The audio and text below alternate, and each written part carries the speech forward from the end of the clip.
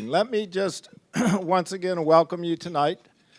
We have a wonderful cross-section of our community with us, representing many sectors that we work with daily as we offer curriculum, both credit and non-credit at GRCC. A little bit of context leading to tonight. The college, when I came here, this is my 5th year. The first year I was here, we spent a lot of time working with the board on a process of our framing documents. So what are the goals, what is the mission of this college, and what is the vision of this college? What are the ends that we are working towards, and how do we define those areas?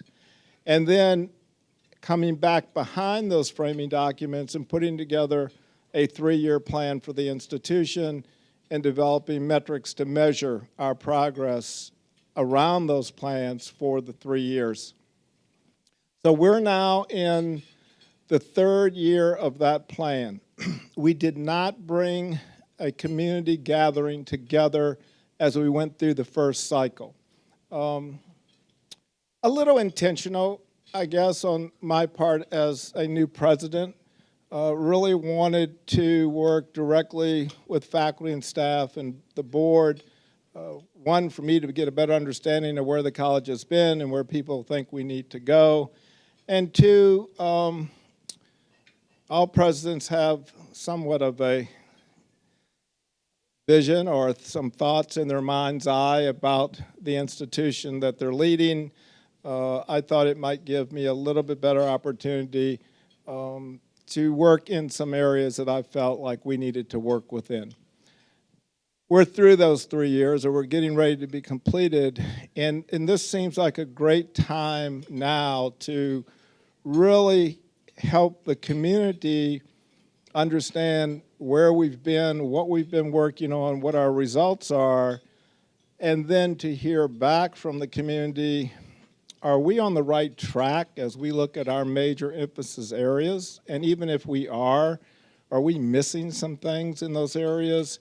And what should be out there in a parking lot that GRCC, you really need to give some consideration to XYZ if you're going to serve your service district through my mind's eye? Because all of you bring in your unique perspective of this county and your community, and then your thoughts as to the role of the community college. So in my letter, I promised, and I will pledge again tonight, we are really going to be facilitators and listeners tonight. We are going to not inject our ideas or thoughts into your conversation. I will encourage you to be candid, and we will encourage ourselves not to be defensive, okay? We want you to be candid. My big daddy, who had a barbershop for 50 years in Richmond, Virginia, had a sign on the wall. If pleased, tell others. If not, tell us. Tell us tonight what you're thinking. We really want to hear your thoughts around your community college and the work that we do. You'll be led tonight by Ms. Donna Crott. Donna is on the point for all of our strategic planning, all of our accreditation and re-accreditation work. She does a masterful job putting together teams. You have folks at your tables tonight that are part of the team that she's assembled to do this work. She works people very hard, and she gets great results. Couldn't be more tickled to have Donna on the point in these areas. So Donna, I'm going to turn this over to you and get this process started. Mm-hmm. And I just want to say welcome as well. As Dr. Enders said, we've been working with this current strategic plan. This is our 3rd year that we've been implementing our strategies, implementing our college action projects, and looking at our results. And I just wanted to talk a minute about kind of an overview of our strategic planning process here at GRCC. You were sent an overview of our ends. I'll talk about them more in a minute, of our strategies, and then we design specific action projects to accomplish the strategies and then further accomplish the ends. which we would see those results on the indicators. But that's not our only strategic plan here at GRCC. We have a strategic planning process that we're very proud of. It involves not only the plan that you were given, that's our college level plan, but it also has a number of action projects, some of which we've already finished. So you won't hear so much about those tonight from the presenters. They've been completed as college projects, and now they're just being implemented as normal activity in departments. We also have a whole series of department action projects that have been designed to accomplish the ends, but they're things that can be handled at the department level and don't need to rise to the level of a college action project. And then we have also department operational work, which includes each of our administrative performance evaluations also include projects on them that we're evaluated on each year that are then aligned up to the strategic plan. So the planning process at GRCC is more than the document that you were handed out tonight, and it involves a lot of people all working, all aligning their efforts toward those 6 ends. Next slide, Kathy. And these are our 6 ends. An end in a policy governance institution, the end is the outcome that the college provides for the community. It's those things that are unique that GRCC is really working toward to provide to our community. Our board identified 6 ends for us: the end of access, student success, academic alignment, the GRCC experience, workforce development, and community outreach. So our strategic plan and a lot of efforts here at GRCC are organized to accomplish those ends. What we're going to do tonight is take you through 3 rounds of conversation at the table where, first of all, you're going to hear a short presentation, and I said short, people who are presenting, on each of those ends. What does it mean? How do we define it? What are the key projects that we're doing? And how are we doing on our indicators that measure the extent to which we're accomplishing that end? And then we're going to ask you to think about whether you believe we've been minimally effective in accomplishing that end, effective, or highly effective. And the handout that we gave you tonight, on the flip side, I have this same table. So if you want to take some notes while people are talking, just your notes about why you think you might rate us the way that you're going to rate us, it gives you an opportunity to do that. Next slide, Kathy. The first thing we're going to ask you to do is, by yourself, think about your individual rating based on what you know about GRCC, your perceptions, your experiences with GRCC, and what you hear from the presenters tonight. How would you rate our effectiveness in accomplishing each of those ends? You can say that we're highly effective. We seem to be excelling in accomplishing that end. You can tell us that we're effective. We're making progress, but we're not there yet. Or you can tell us that we're minimally effective. We have not made the kind of progress toward the accomplishment of the end that you would expect to see as a community member. Next, we'll have table consensus and discussion. Each of your tables has a facilitator. Raise your hand if you're the facilitator at the table. Each of your table has a scribe. Scribes are mostly sitting in the back of the room. You see these flip charts? What's going to happen is the facilitator is going to ask for a kind of a straw vote. Do you believe we're effective, minimally effective, or highly effective? And depending on how the conversation at the table goes, he or she will pose another question. If the table believes that we're highly effective, we want to know what's next. We've accomplished what we set out to accomplish. What do you as a community member think is next for us to do? If your table thinks we're effective, what do we really need to pay attention to really accomplish that end to the extent that you would like to see it accomplished? And if you say we're minimally effective, what 2 or 3 ideas do you as a table have as to how we could better achieve each one of those ends? Steve mentioned this. We also have the idea of a parking lot. The scribes will have one piece of paper that says parking lot. These are ideas that you can give us, things that you think we should think about as we prepare a strategic plan, which may not be organized nicely under one of those ends. There'll also be time at the end of the evening that we'll just talk about what else do you think, what else do you want to tell us that hasn't been covered that you haven't been able to say so far. So you'll have an opportunity to do that as well. Next slide, I think, is the access end. At the very end of the evening, we're going to kind of gather at the back of the room, and we're going to keep a tally sheet. So how did all the tables vote? And you'll be able to see that as you leave, kind of how did your table measure us compared to the other tables, and we'll have some conversation about that. What I would like to ask you is, as the presenters come up, they've been given very strict timelines, so I would prefer that you not ask questions of the presenters. If you do have a question, there's two ways to handle it. You can ask the facilitator or the scribe at your table. Everybody who's working at the tables knows the college really well and can probably answer about 98% of the questions that you might ask. For the other 2%, they'll get you the right person. I can almost guarantee that there's not a question you can ask that there isn't someone in this room who knows the answer to that question, because we have a lot of really key staff here. So you can ask the question at the table level. You can also, if you don't want to do that, you each picked up a pad of paper on your way in. You can write down your question, hand it in to any one of us, and we will research the response and get it back to you. So without further ado, I'd like to ask Dr. Rick Underhill to come up, and Rick's going to talk to you about two of the N's, access and student success. Thank you. Good afternoon. I'm Rick Underhill. I'm the Associate Dean for Instructional Support, and I champion one of the 6 N's. I actually champion student success. The timeline problem that Donna talked about was directly focused at me, because I love to public speak. So that I have everything written so that I can stay on task. I'm also representing Dr. John Cowles, who is the Dean of Student Success and Retention. So you might imagine a slightly younger, taller man standing right here. And he is the champion of access. So a little bit about the N's. As Donna said, the N's are achieved through strategically implementing various college action projects, the department action projects, and through our daily work. So sort of keep that in mind.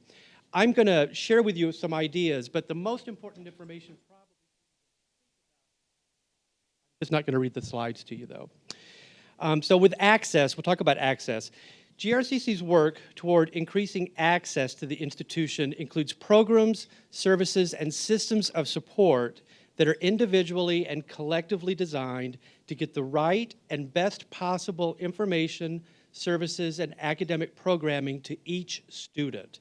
So we have a vastly diverse student population. So in order for us to achieve the access end, we have to really tailor-make our programs and our systems of support, and that's exactly what we do. So as you can see through these action projects, we do this through the creation and the implementation of a new program. So we have the College Success Program. The College Success Program is not just a set of activities that we have, and for anyone who would like to come and visit, you can see our College Success Center. So we actually have a physical space that's devoted to that provides a very comprehensive program to students who will benefit from that particular program. Our engagement with national efforts such as Achieving the Dream. Achieving the Dream is a national effort to which you have to apply. It's an effort that allows institutions of higher education to do self-study and receive coaches, national experts who come in and say, we want to know your worst problems and the most difficult things that you encounter in providing services to students. So you have to have a lot of humility to become an Achieving the Dream Institute, and it's quite complex, but they then give you coaching, and we were fortunate enough to be accepted into that program. So we are a member of Achieving the Dream. We monitor for and respond to the need of increasing our accessibility, both in terms of our bricks and mortar and also through instructional technology. So again, making sure that all of our instruction and all of our campus, all of our teaching and learning environments are accessible to all students. And also the creation of mentoring programs. We have a new mentoring program called Alpha Beta Omega that supports student success. So you'll see the indicators. They're a little bit hard to see, but what you want to focus on are the arrows. So you have October 2011 and then April 2013. This particular end has 5 indicators of success. And you can see that we are mostly moving in the right direction. We're moving in positive directions. And in one, the students who attend and enroll in academic foundations programs, that's AFP classes at GRCC, are subsequently able to successfully complete college-level coursework. About 47% of our student population come into GRCC not ready for college level work, and we help prepare them to become ready for college level work. And that's where we are just sort of maintaining right now, because our student population becomes increasingly complex from year to year. So these are always moving targets. Sustaining access requires constant attention, leadership management, resource allocation and monitoring, and keeping in touch with our students. So again, not only do we have all these programs, but we're constantly talking to our students and saying, how are we doing? How is this working for you? How can we better serve you? You saw Donna, I don't know where Donna went. Donna has a badge that says, Ask Me. So we walk around on campus saying, ask me, are you doing all right? Do you need something that you don't have? How can I help you? And we make sure that we make constant contact with our student population. So next I'll discuss student success, and that I am the champion of that particular end. Student success is a full-time job, but through engagement with student success as an end, we strategically and intentionally focus on developing and implementing projects that are specifically designed to positively impact 11 indicators of success. So in the previous end, you saw 5 indicators of success. Each end has a set of indicators. This one has 11. It's sort of the Uber end. So as you can see through the college action projects, right there, we have 2 slides of college action projects for this particular end. We now mandate a student success course. That's an increasingly common practice among institutions of higher education across the United States. What CLS 100 does is that it helps all first-time degree-seeking students learn how to be a college student. So we know that many students who come into college they may be academically prepared as far as intellect is concerned, but they're used to having 5 days in a row of instruction in a topic. Now they have it twice a week, or maybe once a week, or every other day. So there's a time lag in between seeing the faculty members or thinking about the content. The cohort of students with whom they learn is different from hour to hour. They may be working 1, 2, or 3 jobs. They may have children. They may be taking care of family or parents. So it's an increasingly complex experience to attend college. CLS 100 focuses on time management, communication, stress management, developing an academic plan, managing 5 syllabi that you have all at one time, but it teaches you how to be a college student. And that is now mandated for our students at GRCC. Early and intrusive alert programs. So we have something called Early Alert, so that faculty members, when students are not showing up, or students are always tardy, or students may have difficulty paying attention in class, they can literally raise a flag. So they go into our course management system, Blackboard, and they can indicate that there's a concern about this student. And a retention specialist within 24 hours will get in touch with that student and say, this faculty member is concerned about you. Do you want to talk about something? Can we provide counseling to you? Do you need to talk to an advisor? What's going on? But we're very intrusive with our students in a very supportive way. And that's a fairly new program for us. Comprehensive tutoring services, making sure that students who are enrolled in online courses have the necessary systems of support for learning in an online environment, and also an increased and more comprehensive effort toward assessment of student learning. We have a reading apprenticeship program, and we develop and implement systems that allow us to monitor and track the impact of those efforts. So on the next slide, you'll see the strengthen the infrastructure of distance-delivered education, integrated tutorial, and early alert. Monitoring indicators of success. So if we go to the indicators of success, there they are, all 11 of them. And you can see it's a little bit of a mixed bag. They're mostly moving in the right direction. The little green arrows there. We have a couple of things that we continue to work on. Completion, 150% graduation rate for first-time, full-time students. And of course, that varies from year to year. And so we look at it every other year.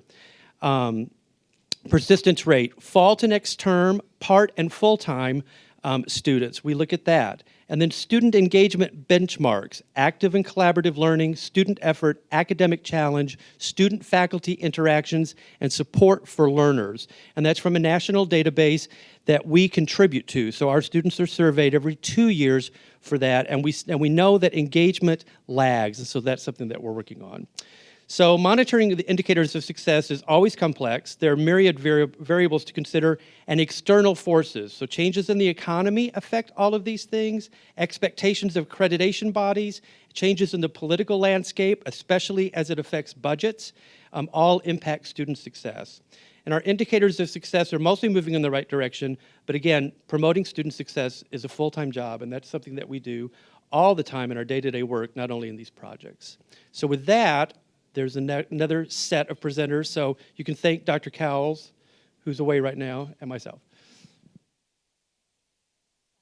Okay, now we're going to go to the table discussion for round one. So facilitators, you can take over. You'll have 30 minutes to talk about both access and student success, and have a good conversation.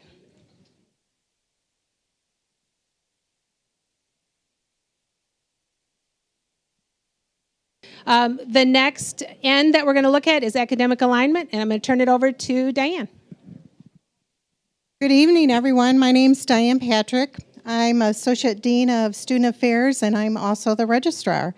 And I, too, would like to welcome you. We have a great table we've been working with, and I thank them especially for their input. I'm very pleased to talk about the next end, and that is our academic alignment end. And you can really see what we're looking at is a seamless transition for students with our educational partners. We have 4 caps under college action projects under this particular end. The first one, I want to tell you a little bit about some of the accomplishments that we've achieved with CAP 1.1.1. And that initiative really is to increase, to really look at graduation rates. We want to increase those initiatives to help students graduate. And a couple of the things that we've done within that CAP, we've developed a reverse transfer program. You may have heard about that. That's actually when students transfer onto a 4-year university, but maybe did not receive their associate degree from us. We actually have a partnership with 6 universities that then the university will actually invite the student back to get their associate degree from us. And we are the first one in the state of Michigan to have the reverse transfer. Many community colleges and universities have reverse transfer now. It's been a fairly successful program for us. Our partners are Davenport University, Ferris, Grand Valley State University, Western Michigan University, Michigan State, and the University of Michigan. The next, another accomplishment within that CAP is called DegreeWorks. That's actually an academic advising tool that helps the student really look at how are they progressing towards graduation. We implemented that last year. It gives the student right up front an idea of how many credits they need to take, what classes have not been completed. It also gives a very nice option called a what if. So a student, if they're undecided and they're not really sure that they're in the right degree path, they can really just go in and use the software system and say, what if I decided to change my major? What would the classes look like that I still need to complete? And we found that students are very pleased with that program and are using it. And it works very well towards our graduation initiative. The last one I want to tell you a little bit about is, it sounds very simple, but we really did an inventory about our graduation process within our student records office. We're really looking at how can we speed up the process, how can we communicate more effectively to our students, and we were actually able to shave off about 4 weeks of our turnaround time by the time that we graduate a student and actually get the information and the diploma in the mail. So we really looked at just the internal process of speeding things up. I want to head on because I only have a couple minutes and I'm going a little slow, I think. I would like to talk a little bit about the CAP, the second CAP, which is 1.1.2, and the highlights on that. We really were looking at advising from our faculty. So how well do we advise our faculty in terms of, back to that, okay, promote the leadership of academic advising with our faculty. So really what we did was look at an inventory of how we We're advising students. We implemented the My Degree Path that I talked about a little bit earlier, and actually trained 76% of our full-time faculty on how to use that. So they are using that in terms of training and working with students. The next cap I want to tell you a little bit about is increase the agreements between GRCC and our transfer institutions. We are looking at transfer agreements. We've increased our transfer agreements with our university partners. And the last one is, do you want to go back to those? Okay. Continue and complete programs of studies. This is an initiative with the state of Michigan. We received a $50,000 grant to work with our high school partners in looking at programs and curriculum between the alignment of curriculum between our high schools and GRCC. This was fairly successful. We actually implemented 12 programs of studies, so we actually worked on 12 particular areas for students in that area. Okay, we can move on. Our academic alignment in terms of indicators of success, you can see that we are doing fairly well. We have one area that we're in the red area. Again, as Rick mentioned a little earlier, the timeline is October of 2011 and also April of 2013. For the number of articulation agreements, we actually saw a 5%, a 20% increase. So our goal for this particular indicator of success was to see a 5% increase, and we surpassed that by up to 20%. The number of articulation agreements that we have increased 67% since 2009. So in that particular indicator, we're really working hard to make sure we have agreements with our transfer institutions.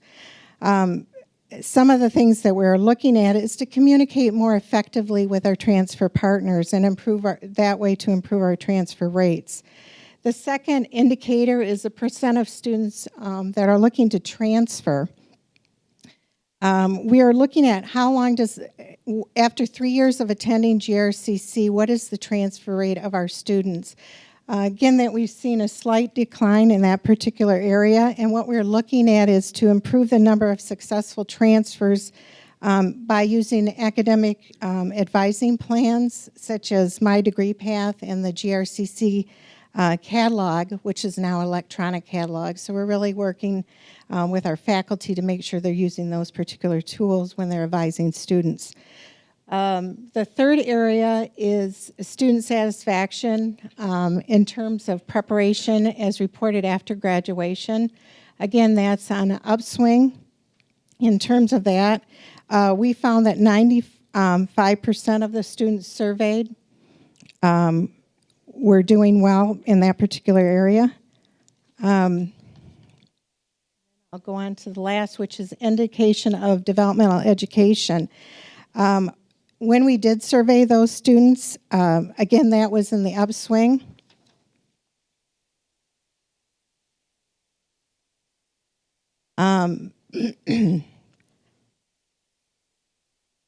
Again, we are using My Degree Path for that particular area. The last one I want to also tell you a little bit about is the programs of studies, which I talked a little bit about. I'm sorry, a little disjointed up here tonight. The programs of studies was actually implemented. I'm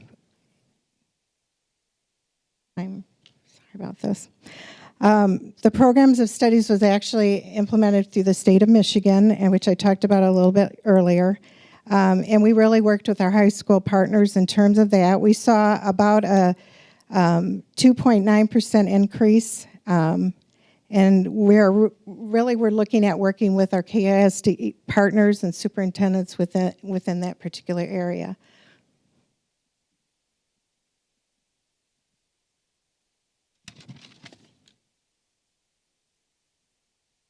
Hey, good evening. My name is Eric Mullen. I am the Associate Dean of Enrollment Management and Financial Aid here at GRCC, and I'm going to share a little bit of a brief overview about our end around the GRCC experience.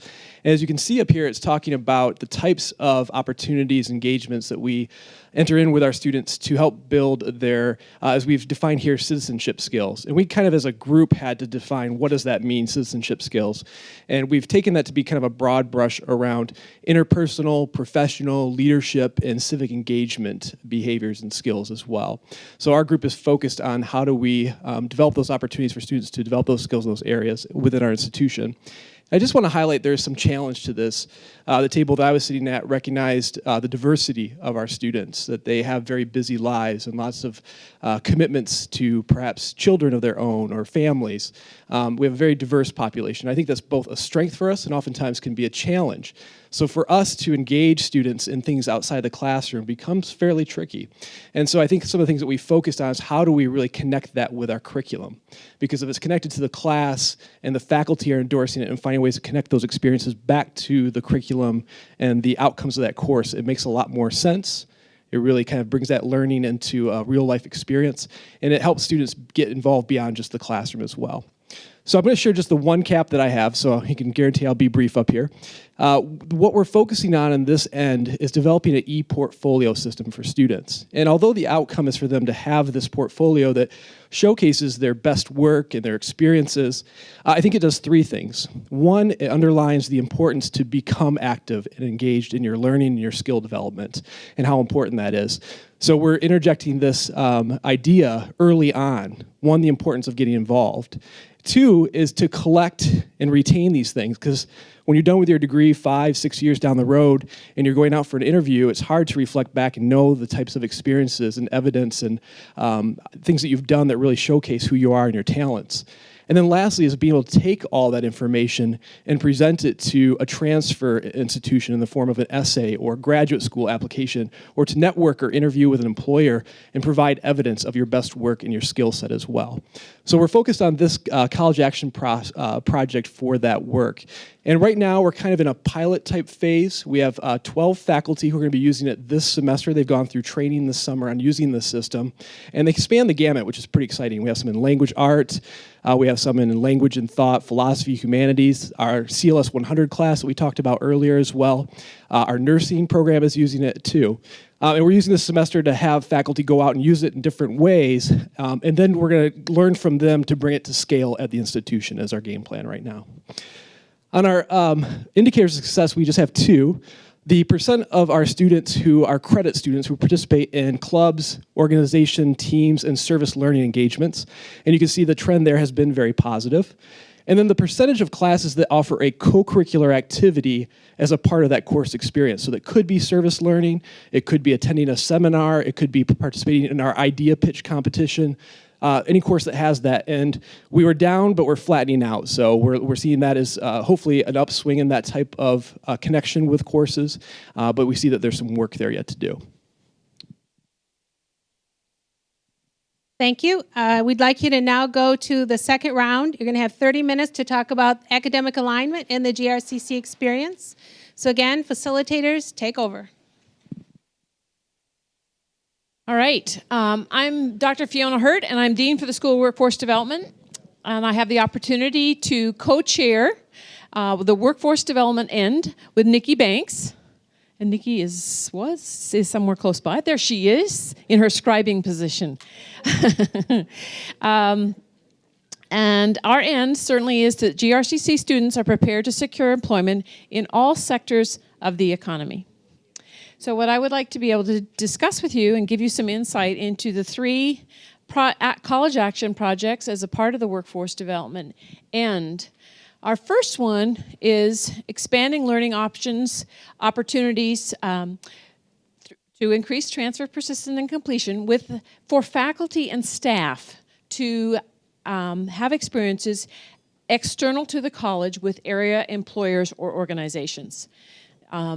We developed this particular college action project for the opportunity for staff to leave GRCC and have firsthand experience in our community with you or with our employers, so they would be able to bring back current relevant information into the classrooms, into their jobs, that would potentially inform and change curriculum and or give information to students that was relevant for their own career pathways. This is an opportunity that has been developed. We have had the opportunity on average of faculty, 3 to 4 faculty a year. And this year, this most recent year, we had 3 faculty and 1 staff participate in this experience. The second project is developing a college-wide career pathway system. And this has been a 2-year undertaking, and we have 1 more year of this particular opportunity. This project is being led by Tina Hoxie and a team of college-wide participants and staff. And our goal for this particular project is to make sure that we have, for our students, a system that is set up so that they have the support and the services at GRCC to obtain career job employment, that we can provide them with the advice, the information, and the resources to get them to their goal when it leads to a job. And we have been working diligently in that particular area, looking at the consolidation of counseling and career services under Tina Hoxie's leadership and many other people who have been working very hard in that area. We have implemented a new, relatively new now, software program that is called Career Coaching that is available to our students that we use in our advising capacity, so students have an opportunity to interact with that, also to be informed by our advisors in that capacity to make the appropriate choices for their careers. The third college action project is develop new certificate programs to meet industry needs. We know that in the programs that we offer in occupational programs and across all of our programs at GRCC, there are certificates that employers want, that our students want, that will provide them with an additional endorsement in their pursuit of a job. And we are working with our community, with our employers, to find those credentials and make sure that those are embedded within our courses as part of a degree or certificate program. So those are the 3 college action projects that we have been working on. And the core indicators that are listed here for you are that, as I said, they are prepared to secure employments in all sectors of the economy. I'm happy to show green arrows over on the right-hand side. But the percentage of career graduates who continue their education are employed in their field, we've seen that progress from 2 years ago. Certainly given our economy and the reports that we receive back through our graduate surveys, students are employed in the field of study as a result of their experience at Grand Rapids Community College. The second core indicator actually has 6 measures in it, and Perkins core indicators refer to the federal levels of performance for occupational programs.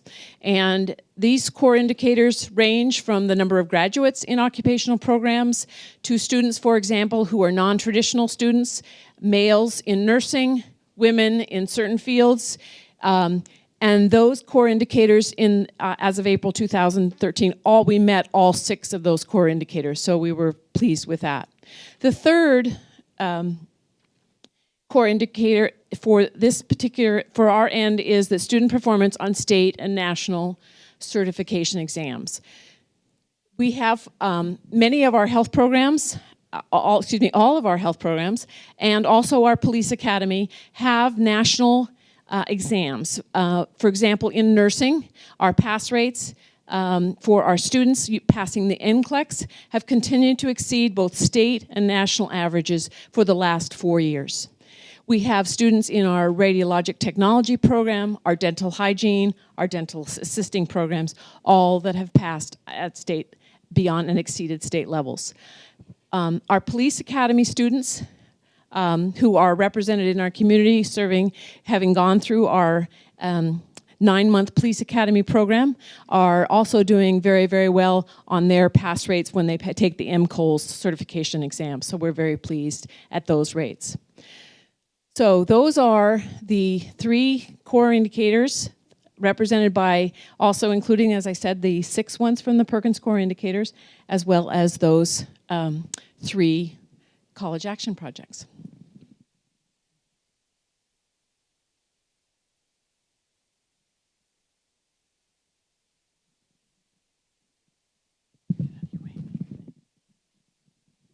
Good evening.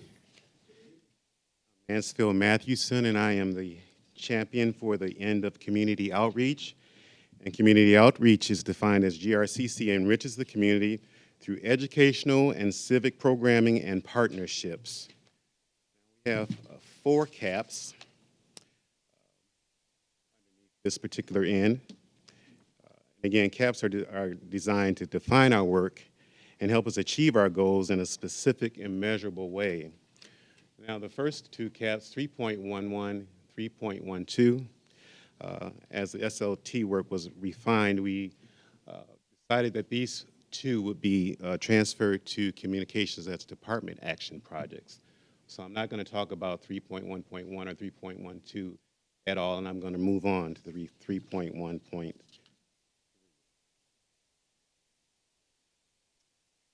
3.1.3 is to establish opportunity outreach to the local business community for engagement with the 2012 bond issue projects and other major projects. As you know, GRCC is involved in quite a bit of construction right now, and in that GRCC is currently engaged in capital outlay and bond issue work. This CAP was developed to help us expand our vendor pool and help us ensure and measure inclusiveness in the letting of contracts.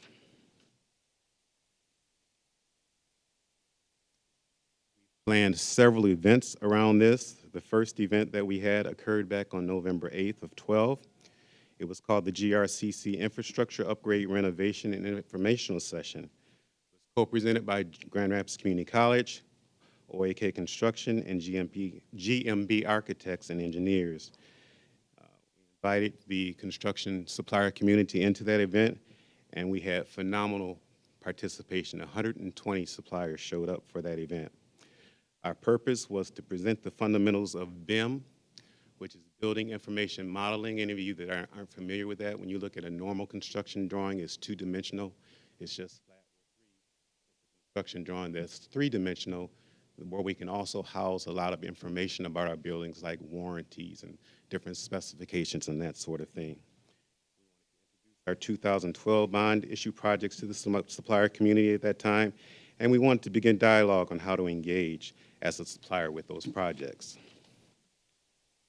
The second event that we held was the first annual West Michigan Construction Summit that was held back on March 7th of 2013.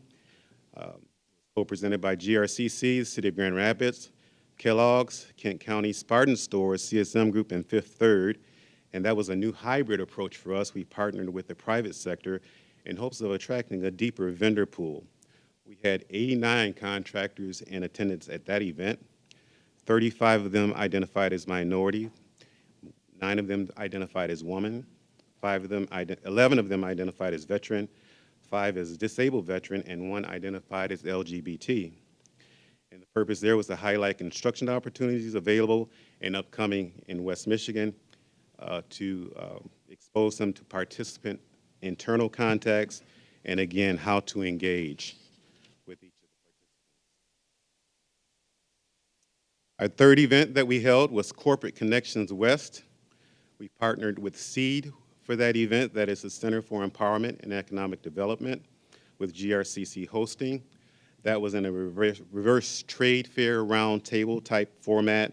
So instead of one seller and many buyers, you have one buyer and many sellers in a roundtable type format. And we had 25 woman-owned businesses in attendance at that particular event. Our purpose was to highlight daily operational opportunities available and upcoming in West Michigan, and provide participant internal contacts, and again, how to engage with us. Just want to highlight a few of the projects that we've had. well. The first would be the College Park Plaza renovation. We had 27 subcontractors bid that particular project, which we were most pleased with. That is phenomenal participation in terms of bidding. And also we had 60%, greater than 60% participation from diverse suppliers in the letting of subcontractor awards for that particular project.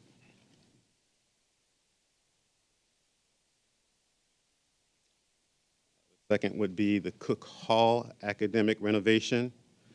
37 subcontractor bids received there, so awful broad pool of suppliers bidding our projects.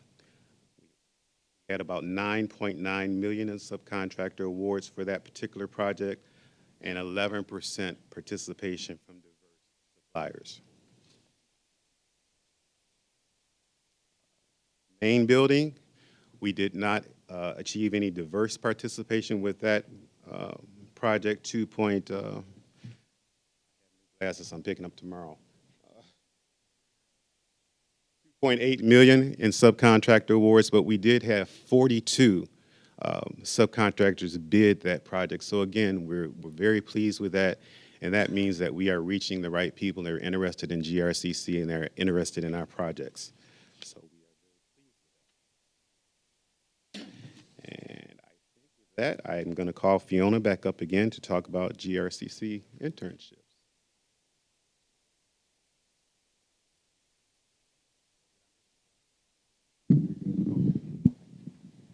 One of the projects that we are working on in collaboration with Mansfield and the vendors who, and the general contractors and others that are working with us on the Cook Hall and our renovations here at Grand Rapids Community College, we have the opportunity to offer real-life experiences. And what we will be doing is partnering with these businesses to offer internships for our students. In collaboration with their willingness to have our students participate, we will be developing paid internships and or job shadowing opportunities for our students as a result of this the 2012 bond issue. So we're excited about that. I do want to add that this opportunity for our students and for internships in this experience currently on our campus is as part of our overall internship opportunities that we do have here at Grand Rapids Community College. Last year we had over 645 students that were participating in internship opportunities in various courses and out in businesses and organizations, and with 16 sections of internship or co-op classes offered to our students. Lastly, our indicators of success.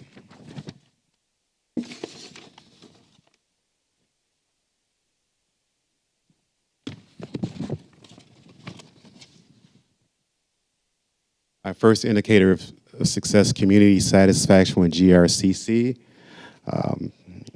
We had an indicator of 82% in 2011 and 2009. So that is on the upscale there. As well as the indicator number 2, number of lecture events, symposiums, etc. We use a Kent County penetration rate to figure that. And at 2009, 12.8%, 2011, 18.1%, and 2013, 27.8%. So both of those are on track. Thank you, Fiona and Mansfield. Okay, last round. Again, we're going to talk about, ask you to talk about workforce development and how you think we're doing on that, and community outreach. And you'll have 30 minutes. Facilitators, start in. Welcome to freshman orientation on steroids, which is what I think you've just been through, quite frankly. A ton of information to digest and to try to react to from your frame of reference. And I have to first just commend you. I am tired and I didn't do anything tonight. I just eavesdropped and tried to keep myself out of conversations, which was very difficult for me to do. The ratings in the back, you know, they're important. For me, what's most important is not where we're effective or where we're highly effective, and there seems to be some consensus, we'll want to look pretty closely at, there's a group out there that really believes we're not doing our job here, and what does that mean? And I know there was a group in student success that really had to push themselves to get us here rather than down here somewhere, because I was eavesdropping in that conversation. And then the GRC experience, well, really, what does that mean? I mean, what I was taking away from a lot of the tables as I walked around, a couple of just thoughts that I'll leave here with tonight.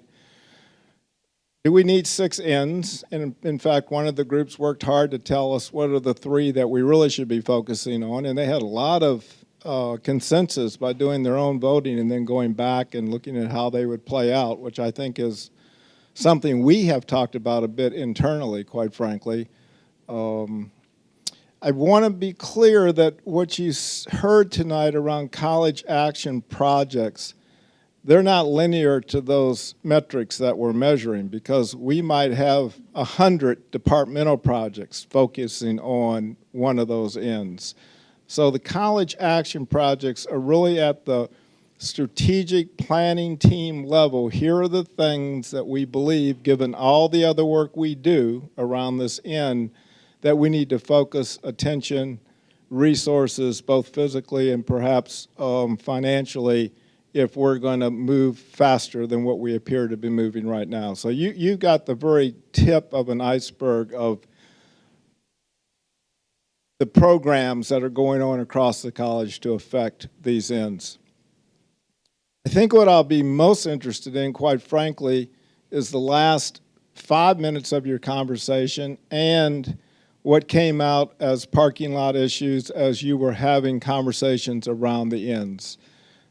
Donna will work, and let me put this in context of where we go from here.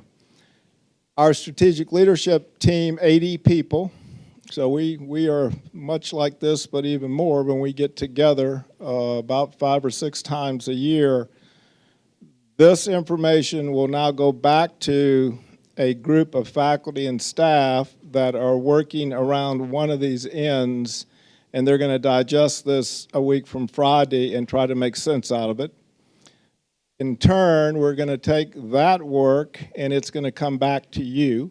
Here's our outcomes from listening to you for the last 3 hours. We won't be in a position to tell you what we're going to do with it, because then we'll enter into a very iterative process. And the iterative process is the strategic planning team beginning to define our next strategic plan, working then with the board as we have a conversation back and forth to reach some consensus with our board on where we'll be moving in 14, 15 through 17, 18, I guess, are those years, if I'm doing the math right, and something about that doesn't sound right, but it's a 3-year plan. So I guess the last thing I'd like to do and then get you out of here, when I was teaching, I would always ask at the end of every class, just was standard stock and trade to expect it. As facilitators, we have plans of what we wanted to accomplish, but what I know is people learn a lot of things that have nothing to do with what was on my agenda specifically that was important to them as a result of whatever the stimulus was or what happened in the classroom. So I would ask, what did you learn? And so that's my question to this group, if anybody would volunteer. What's the one thing you take out of here tonight that you learned as a result of participating in this activity?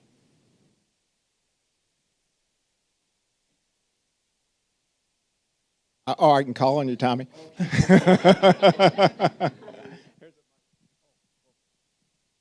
I learned you don't like to keep things simple. It's just like there's so many initiatives you want and so much you want, and some of the things like trying to find people a job, to me, I think you're just overreaching, overdoing, and just focus on what you're supposed to do, educate the students. And I think that'd be better. And also, I want you to, Florida Pacific, I brought this up to our group here, it's all about jobs.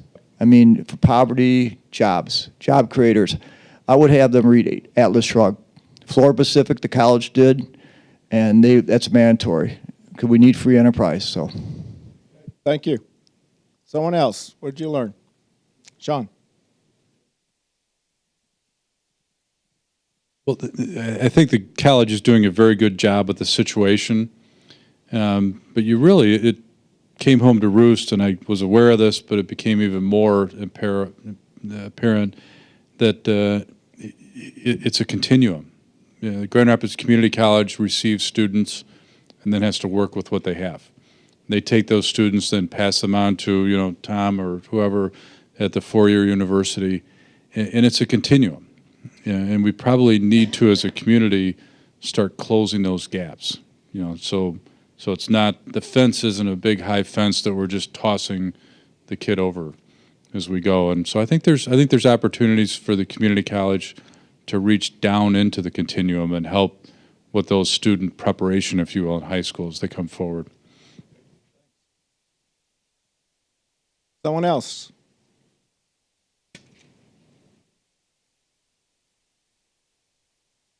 Thank you. Do you want me to say my name too? Yeah, well, that was Joy Washburn. And what I was thrilled to hear about was the different service learning opportunities that are starting to be integrated within multiple courses and across disciplines, so that it's not just with nursing or criminal justice, but it's with the history department, or classes in the history department, or classes in the music department, classes in art, etc. That to me is absolutely fabulous, of getting those students out and actually interacting with the community, because I think that can be some of your biggest PR as well.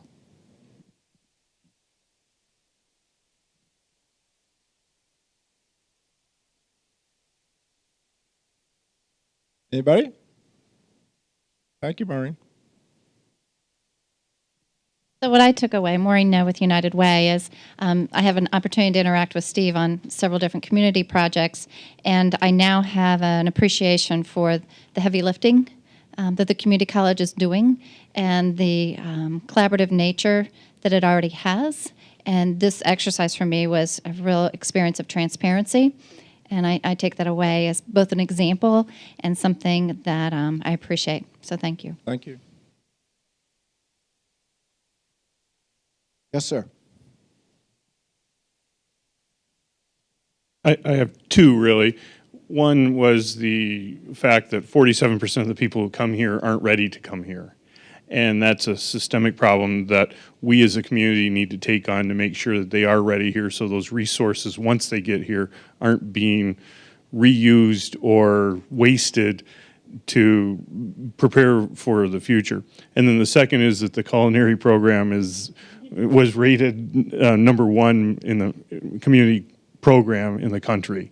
And I think that comes back to, we need to make those things known.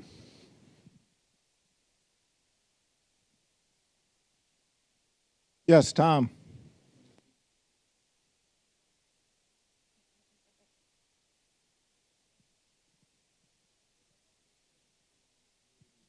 In terms of colleges, but there is no other community college in the role it plays in this community. So it's extremely important. You have Hope, Calvin, Aquinas, Grand Valley, Western. You don't have, and the gentleman earlier who said, when you come out of school, maybe high school, and you got your diploma, but you're not quite ready for that, and you come here, that plays a role that many other colleges will say, sorry, you don't even come into the door. And you can't forget that part of it.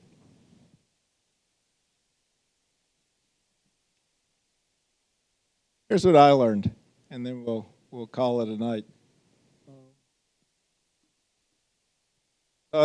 I'm here now, my 5th year, and really in many ways, Karen and I have fallen in love with the community and with this college, and partially because folks like you will come out and spend 3 hours and really work hard with us.